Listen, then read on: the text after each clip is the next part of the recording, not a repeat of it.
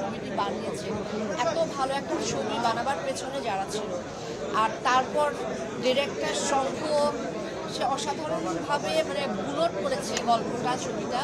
কিন্তু আমার কাছে মনে হচ্ছে যে এই ডিরেক্টর বারবার তার চরিত্রগুলোকে একটু বেশি বিপদে ফেলতে ভালোবাসে। এটা বোধহয় ডিরেক্টরের, আমার মনে হচ্ছে এটা ডিরেক্টরের স্ট্র্যাটেজিটা বেছে নিয়েছে। এবং যে আমার পাশে দাঁড়িয়ে আছে, মানে আমি ওর অভিনয়ের ভক্ত, আমি কিন্তু ওর অভিনয় সবসময় দেখি, মানে আমার খুব কম দেখা হয়, কিন্তু তারপরেও আমি যা দেখি ওর অভিনয়গুলো আমি দেখি, কারণ আমি ওর গ্রোথটা প্রথম থেকে খুব খেয়াল করছিলাম। এবং আমার কাছে মনে হচ্ছে, অনেকে বলেছে যে ওর আরও আগে কাজ করা উচিত ছিল, ওর আরও আগে ছবি করা উচিত ছিল, আমি মেহজাবিনের কথা বলছি। কিন্তু ও এমন একটা পরিপক্ক সময়ে এসে অভিনয়টা করেছে এবং এমন একটা ছবি দিয়ে আমার মনে হয় মানুষ হিসেবেও একটা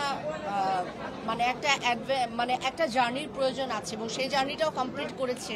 সেই জন্য এরকম ছবিতেও এরকম ভালো অভিনয় করতে পেরেছে। তো আমি আসলে আমার এখনো গুজবাম্পস হচ্ছে ওর যখন কান্না, ও যখন কাঁদে, বা ওর যখন সিঁদুর মুছে দেয়, যখন শাখা ফেলে দেয়, আমার একবারও মনে হয়নি যে মেহজাবিন তো আসলে অন্য একটা গোত্রের মানুষ, ও এই সনাতনী সম্প্রদায়কে আসলে দেখেনি, দেখেও বড় হয়নি, বা এই এক্সপিরিয়েন্সটাও নেয়নি। কিন্তু একজন অভিনেতার আসলে সবচেয়ে বড় জায়গা বোধহয় এটাই। আর শেষে আসলে কিছু বলবার নেই, তবে শেষে যেই মেসেজটা আছে আসলে সেটা সবচেয়ে বড় মেসেজ আমার মনে হয়।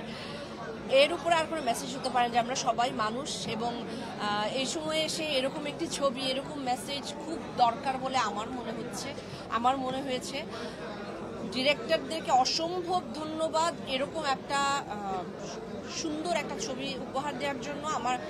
এবং আমার মানে যারা প্রোডাকশনটা করেছে তাদেরকে ধন্যবাদ, এবং সবচেয়ে বেশি ধন্যবাদ দিচ্ছি আমি এই ছবির প্রত্যেকটি মানে অভিনয় শিল্পী যারা আছেন, অসাধারণ অভিনয় করছে। রিজভি, মেহজাবিনের কথা তো আলাদা করে বলবো, ওটা আমি বলছি পরে, কিন্তু রিজভি থেকে শুরু করে সমস্ত চরিত্র, হ্যাঁ সম্রাট, সবাই মানে বিশেষ করে, ওর নাম সম্রাট না, সম্রাটকে আমার এত বিলিভেবল লেগেছে।